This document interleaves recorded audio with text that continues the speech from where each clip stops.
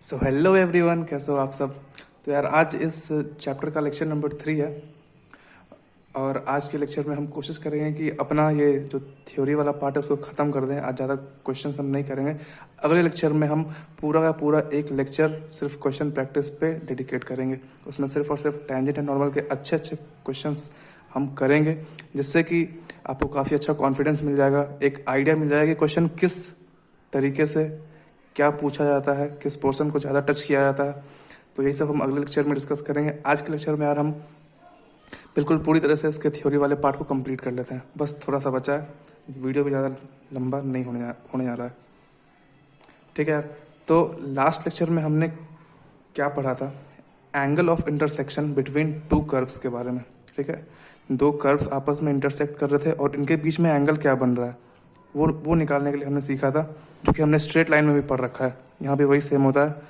वो क्या होता है? tan theta is equals to mod of m1 minus m2 upon 1 plus m1 into m2। यार ये m1 m2 क्या है? ये इन दोनों कर्व्स पे जो हम टेंजेंट बनाएंगे उनका स्लोप है। m1 m2 यानी स्लोप निकालना हमने सीखा है टेंजेंट के लिए। कैसे? कर्व की जो इक्वेशन दे रखी होगी उसको हम डिफरेंशिएट करेंगे। डिफरेंशिएट करने के बाद जो हमें मिलेगा वही होगा हमारे उस कर्व पे टेंजेंट का स्लोप। क्लियर है? ठीक है, तो यार आज हम एक नए टाइप के कर्व के बारे में पढ़ेंगे। वो है ऑर्थोगोनल कर्व्स। यार ये ऑर्थोगोनल कर्व्स क्या होता है? जब भी दो कर्व के बीच में 90 डिग्री एंगल बन रहा होगा तो उस कर्व को हम क्या कहते हैं? Orthogonal curve. मतलब दो कर्व आपस में इंटरसेक्ट कर रहे होंगे, जैसे ये दोनों कर्व आपस में इंटरसेक्ट करके कुछ एंगल बना रहे थे, उसी तरह दो कर्व आपस में इंटरसेक्ट करने के बाद ये जो एंगल है वो 90 डिग्री के इक्वल होगा। वो 90 डिग्री के इक्वल होगा तो उन्हीं को हम कहते हैं ऑर्थोगोनल कर्व्स। तो यार क्वेश्चन में कहीं भी दिया रहेगा ऑर्थोगोनल कर्व्स, इसका मतलब है कि उन दोनों कर्व्स पे जो हम टेंजेंट ड्रॉ करेंगे उनके बीच का एंगल 90 डिग्री होगा। तो उसमें m1 इंटू m2 बराबर -1 लगेगा।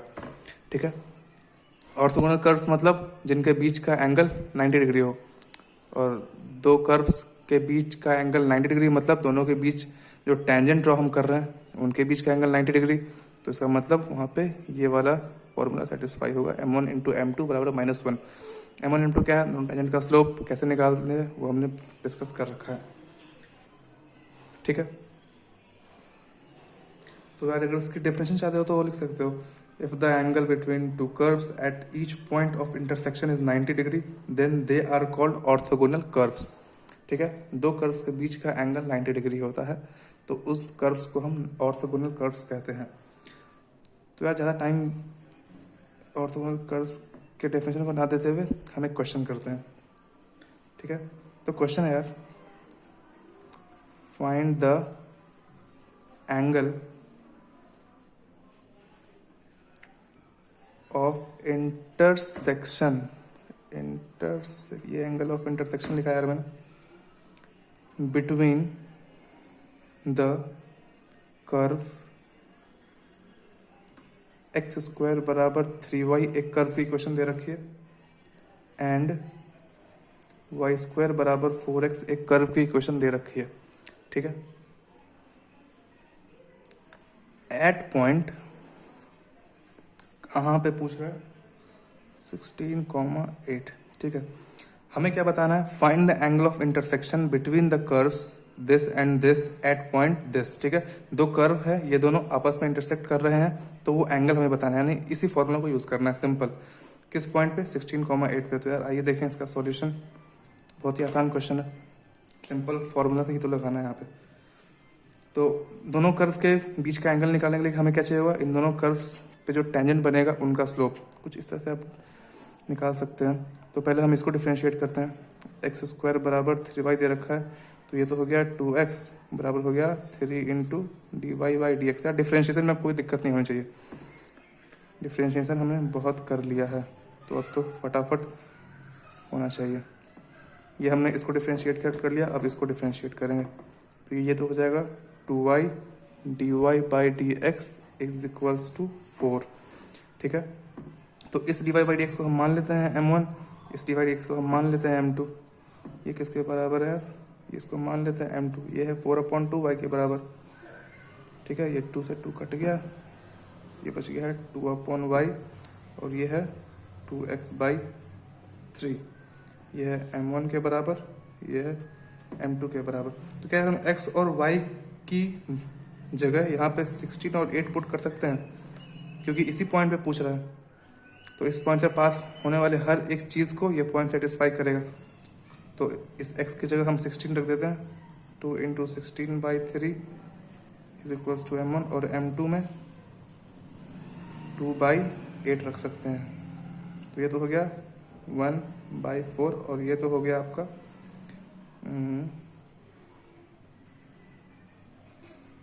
एक मिनट क्वेश्चन गलत लिखा यार, मैंने क्वेश्चन गलत लिखा, एक मिनट, थोड़ा सी मिस्टेक है। ये 3 नहीं, ये 32 है यार, ठीक है। x² is equals to 32y है, ठीक है। इसको भी 32 कर लें, हर जगह 32 होगा, तो ये नीचे 32 आएगा, 32 और ये 32। अब ये क्वेश्चन अच्छे से होगा, ठीक है। 16 2 से 32, 2 से 2, यहाँ पे m1 बराबर आ गया है 1, और m2 बराबर है 1/4, ठीक है। तो अब हमें निकालना था find the angle of intersection.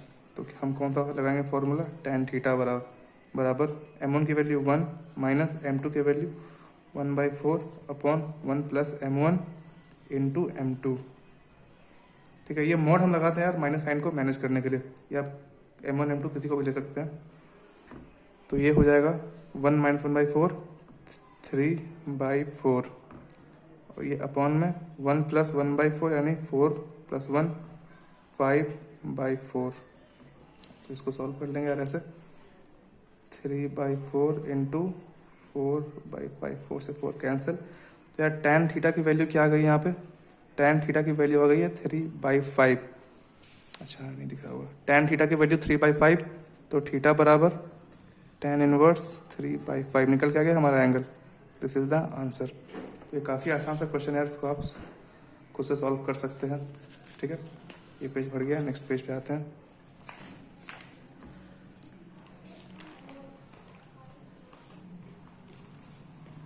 एक और क्वेश्चन करते हैं, अच्छा फटाफट, ठीक है। इफ कर्व y बराबर 1 माइनस ax² दे रखा है, ठीक है। इफ कर्व y बराबर 1 माइनस ax² एंड y बराबर x² इंटरसेक्ट्स ऑर्थोगोनली, ठीक है, then the value of a is. यार दो कर्व इक्वेशन दे रखी है, ये और ये दोनों आपस में ऑर्थोगोनली इंटरसेक्ट कर रहे हैं, इसका मतलब इन दोनों के बीच का एंगल 90 डिग्री बन रहा है। तो हमें फाइंड करना है then the value of a, ठीक है। तो इसको इसमें यार ऑप्शन दे रखा है, ऑप्शन ए है 1/3, ऑप्शन बी है 1/2, ऑप्शन सी है 3 एंड ऑप्शन डी है 2। हमें ए की वैल्यू फाइंड करनी है, इस ए की। तो सॉल्यूशन देखें यार, तो इंटरसेक्ट कर रहा है ऑर्थोगोनली, मतलब m1 इंटू m2 बराबर -1 यहाँ पे हम लगा सकते हैं। पहले dy/dx निकालें इस वाले कर्व का, ये होगा 1 का तो हो गया 0 माइनस ax² का हो गया 2ax, ठीक है। इसको मान लेते हैं m1। अब इसको डिफ्रेंशिएट करेंगे, dy/dx बराबर हो जाएगा 2x, इसको मान लेते हैं m2, ठीक है। ये कह रहा था कि ऑर्थोगोनली मतलब m1 इंटू m2 बराबर -1 कर सकते हैं। तो m1 हो गया -2ax, m2 हो गया 2x, m1 इंटू m2 बराबर -1 करेंगे,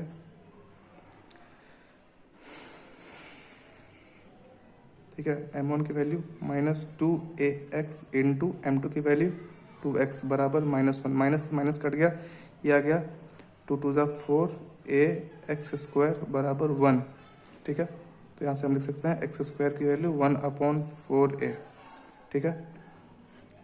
अब क्या इसकी मदद से हम इन दोनों इक्वेशन में पुट करके a की वैल्यू फाइंड कर सकते हैं। तो यहाँ पे दे रखा था y बराबर एक्स स्क्वायर, ये वाला इक्वेशन। तो इसमें एक्स स्क्वायर की वैल्यू पुट करेंगे तो हमें y मिल गया 1/4a। अब इस y को हम इस वाले इक्वेशन में पुट करेंगे, y बराबर 1 माइनस ए एक्स स्क्वायर, वाई की वैल्यू है 1/4a बराबर 1 माइनस ए इंटू एक्स स्क्वायर की वैल्यू फिर से यहाँ से पुट ले लेंगे, पुट कर देंगे 1/4a। ए से ए कैंसिल हो गया, ये क्या बच गया 1/4a is equals to 1 minus 1/4, ये हो गया 3/4 के बराबर, और ये 1/4a ए, ठीक है। 4 से 4 कैंसिल, ए की वैल्यू आ गई 1/3। Option A is correct. बहुत आसान है, समझ में आ गया होगा, क्वेश्चन लिखा है, आप इसको खुद से भी कर सकते हैं।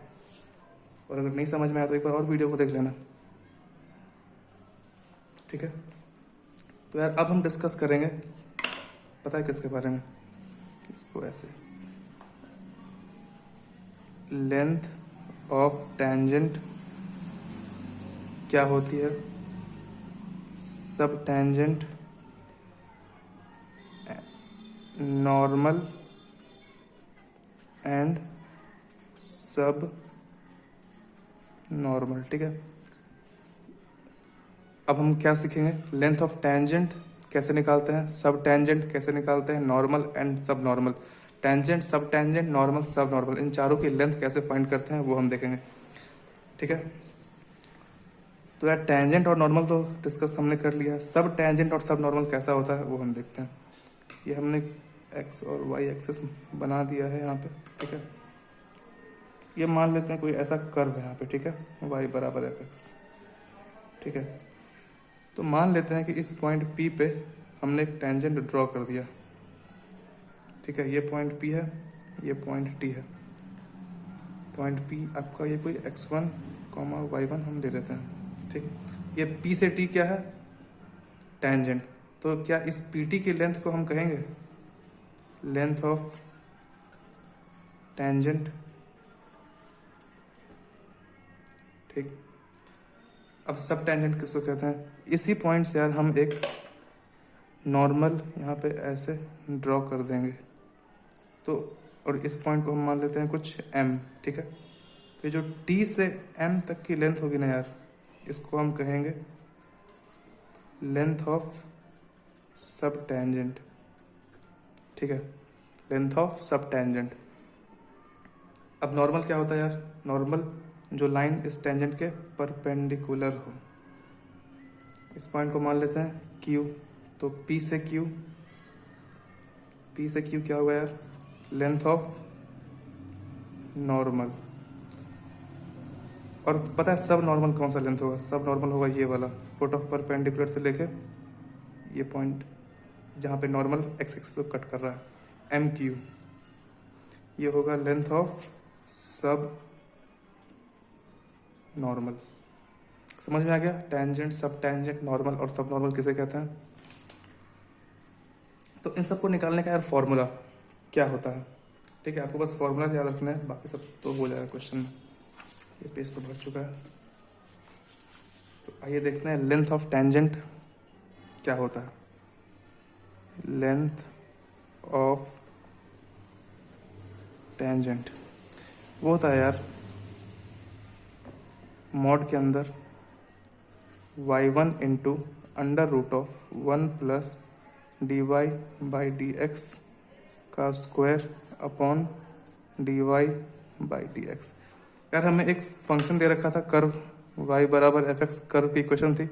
तो कुछ नहीं, हम इस कर्व को x1, y1 पर डिफ्रेंशिएट करेंगे, यानी कि dy/dx निकालेंगे इस कर्व की इक्वेशन की मदद से, और उसे यहाँ पुट कर देंगे। तो यार लेंथ ऑफ टेंजेंट क्या होता है, y1 into under root of 1 plus dy/dx का स्क्वायर अपॉन dy/dx मॉड लगा के।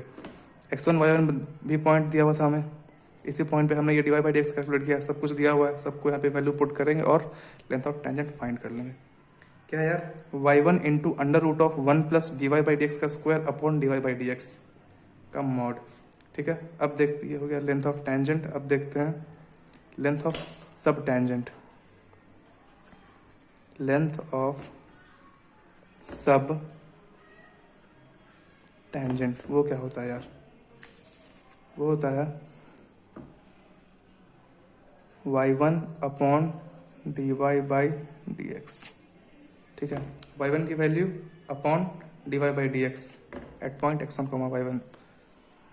ठीक उसी तरह लेंथ ऑफ नॉर्मल क्या होता है यार, ये होता है y1 into under root of 1 plus d Y by D x का स्क्वायर का मॉड। इस वाले में से डिनोमिनेटर हटा देंगे तो हमें मिल जाएगा लेंथ ऑफ नॉर्मल। नीचे इसमें कुछ नहीं होता है, 1 होता है, बाकी सेम ऊपर वाला। ठीक है, अब देखते हैं लेंथ ऑफ नॉर्मल। ठीक है, वो होता है y1 into d Y by D x. ठीक है, सारे फॉर्मूलाज इजी हैं, आपको याद हो जाएंगे। इन्हीं सब फॉर्मूलाज को आप क्वेश्चन में अप्लाई करेंगे। Length of tangent, length of sub tangent, length of normal and length of sub normal निकालेंगे। ठीक है,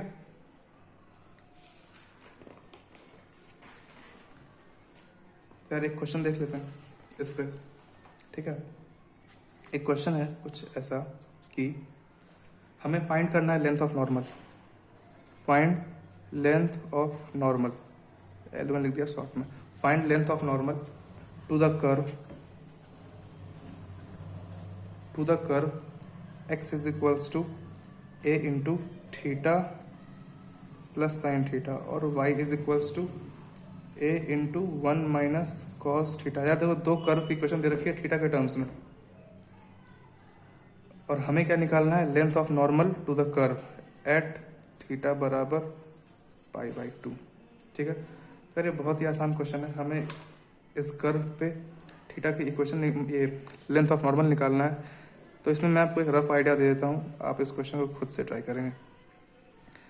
x और y दोनों थीटा के टर्म्स में दे रखा है, तो लेंथ ऑफ नॉर्मल निकालने के लिए हमें क्या चाहिए, d Y by D x. तो ऐसा कर सकते हैं जो मैंने बताया था पिछले चैप्टर में, पैरामेट्रिक कंडीशन कैसे डिफ्रेंशिएट करते हैं। पहले x को डिफ्रेंशिएट कर देंगे थीटा के टर्म्स में, जो हमें मिल जाएगा a into 1 plus cos theta, और उसी तरह y को भी डिफ्रेंशिएट कर देंगे थीटा के टर्म्स में, ये मिल जाएगा a इंटू 1 का हो गया 0 माइनस कॉस का माइनस साइन, तो ये हो जाएगा प्लस साइन थीटा।